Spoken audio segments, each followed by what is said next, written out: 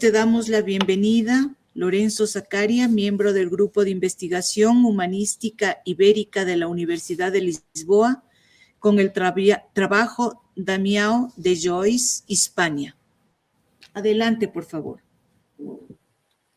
Buenas tardes o buenos días ahí en Quito y agradezco para tenerme convidado con ustedes.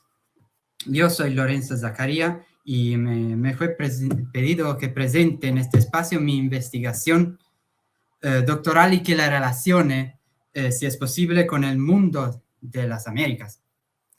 Intentaré hacerlo lo mejor que pueda y les pido desde ya disculpa por mi español descuidado. Yo me ocupo del humanista portugués Damião de Joyce y en particular estoy estudiando y editando el texto de Hispania, Princeps Lovaina 1542, que mi autor escribió mientras era estudiante en el colegio trilingüe de la ciudad de Lovaina. Y junto con la presentación de mi texto, ofrecí una visión general de los escritos de Joyce, que se conservan, según nuestro conocimiento actual, en las bibliotecas del Nuevo Mundo. Y conviene observar el movimiento de los textos de mi autor, ya que de Joyce y, por supuesto, Hispania, está especialmente vinculado al tema geográfico. El propio de Joyce, recordado a menudo como historiador por su crónica, se ocupa de pueblos, se ocupa de lugares, tanto de ultramar como de su propio territorio, como él mismo considera interrelacionado un con otro. Y empecemos por España. El texto, como suele ocurrir con Damião de Joyce, se inspira en otras obras. La bibliografía con que trabaja es clara y explícita, así como el motivo que lo impulsa a escribir y, al igual, cuál es el público a que se dirige. Y veremos esto. De Joyce decide escribir España en polémica con la versión de la Geografía de Ptolomeo, realizada por Sebastián Münster en Basilea en 1540. En ella Münster compara Hispania, o sea, la península ibérica, con Galia, o sea, la Francia, valorando más esta última. Y de Joyce dice no. Por ello se propone demostrar en su texto el valor de España, elaborando listas destinadas a evidenciar su riqueza y su poderío. Estamos en el periodo, en la época de las exploraciones, obviamente, cuando el interés por la geografía alcanza su punto culminante. Estamos en una nueva episteme geográfica que obliga a los intelectuales a redefinir el concepto de espacio. Las tierras desconocidas para el mundo clásico, para los griegos y los romanos, debían armonizarse con ese nuevo legado del Nuevo Mundo. Y esa fue una de las principales tareas de los intelectuales de la época, de Münster y de Joyce. Es decir, el Nuevo Mundo obligó no solo a definir lo que era desconocido, que es obvio, sino también a redefinir lo conocido. La construcción de la oikumene de Ptolomeo, el mundo entero. En este sentido, considero Damião de Joyce como se podría considerarlo autor geográfico, no en el sentido matemático, cartográfico, geodésico, ma estamos hablando de geografía humana, social. Y tanto por su obra como por su vida. Aquí tenemos la descripción de Goix hizo por Galvão, Antonio Galvão, en su Historia dos Descubrimientos.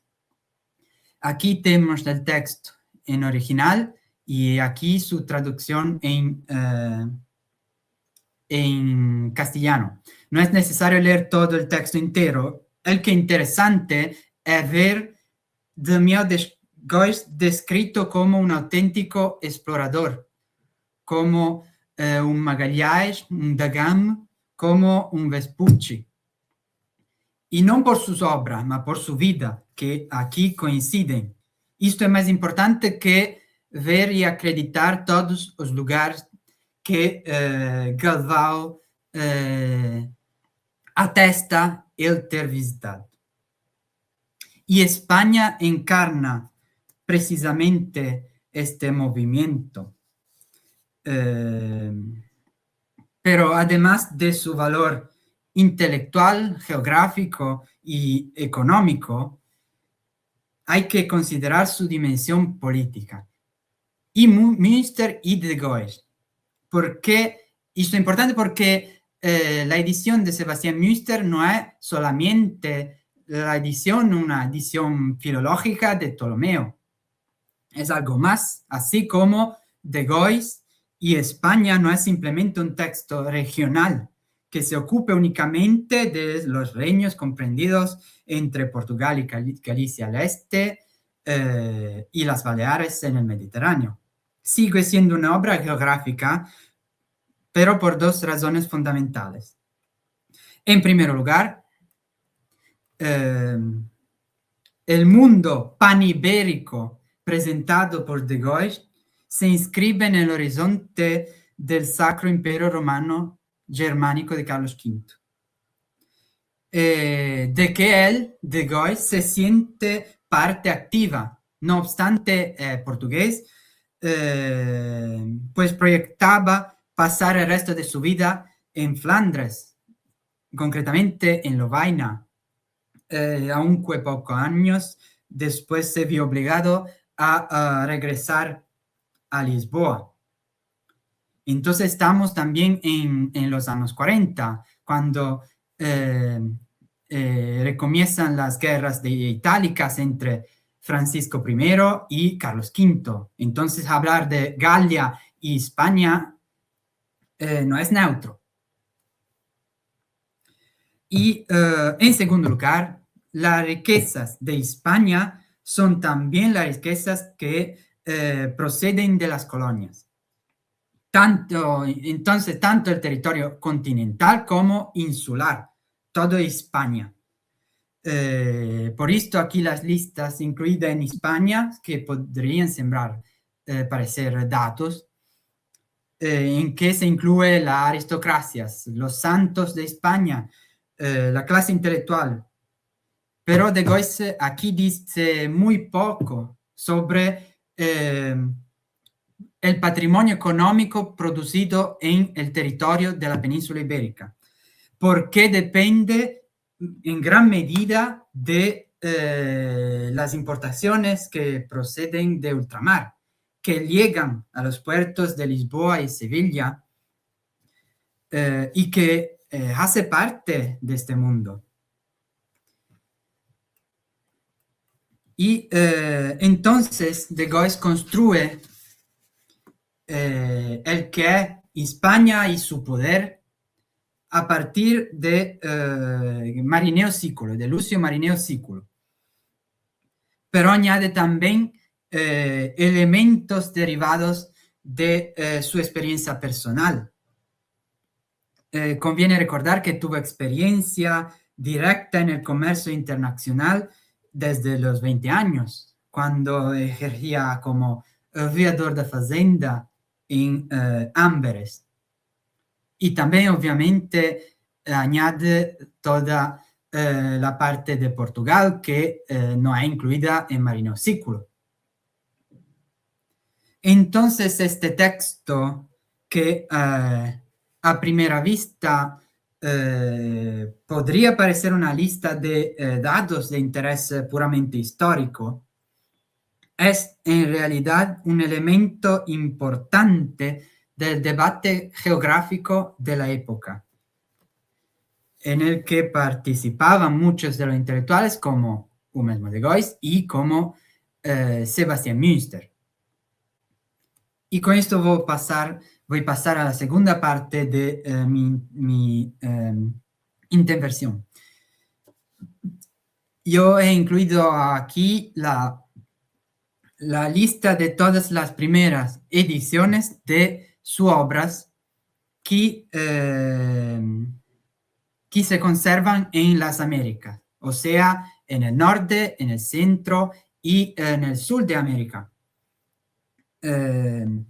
Las ediciones, las príncipes de sus obras, así como las ediciones posteriores impresas mientras el autor aún vivía.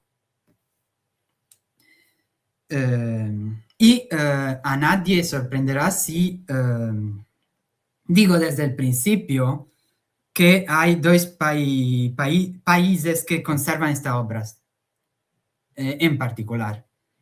O sea, los Estados Unidos de América. Se han registrado ejemplares en varias bibliotecas de diferentes estados, especialmente en Washington, D.C.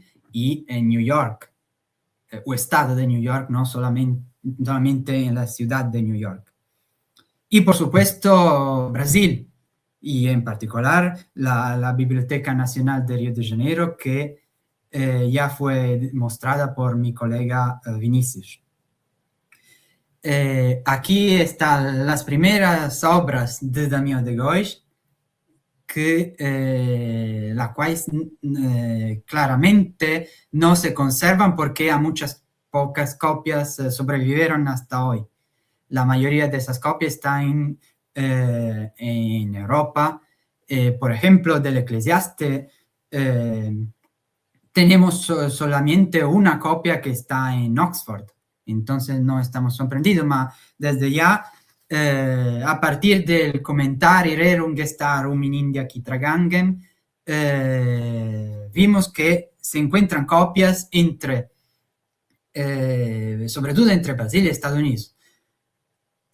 Ahora no es necesario tal vez pasar cada copia, cada ejemplo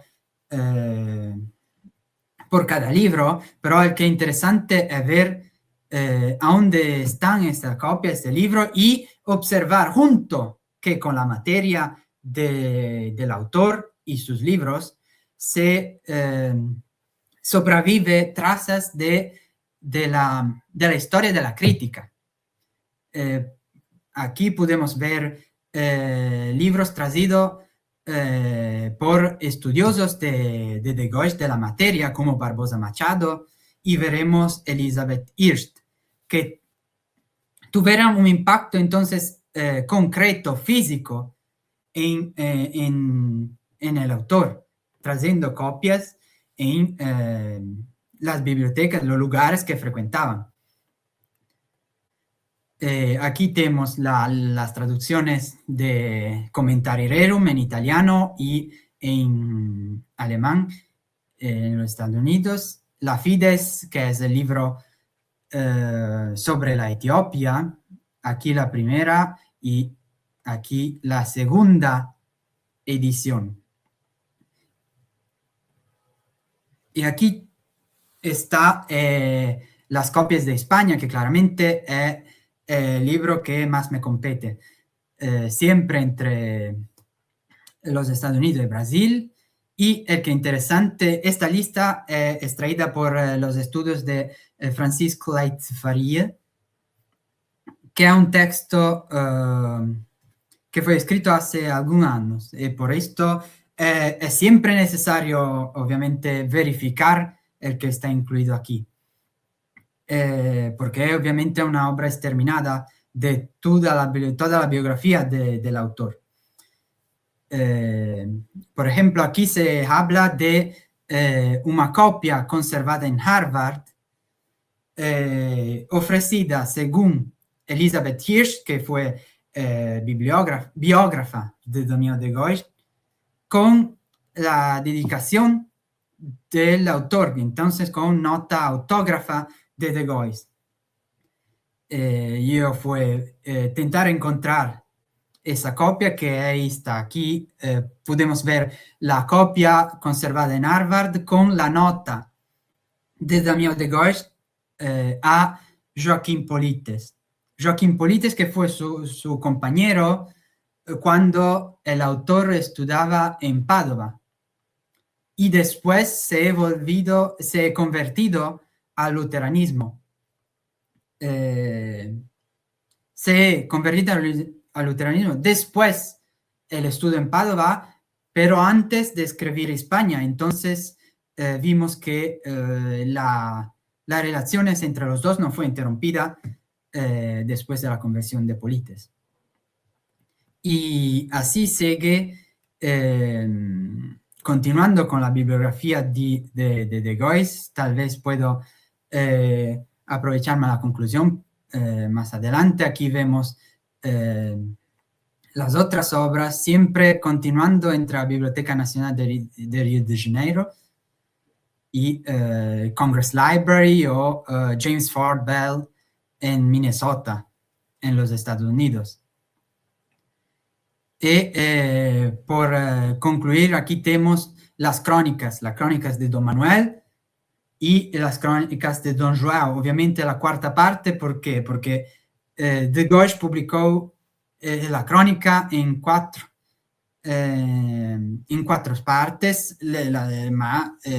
la que circuló fue la última, que era la parte entera del libro. Tenemos la crónica de Don Manuel y la crónica del príncipe Don João, que es el último libro que fue imprimido,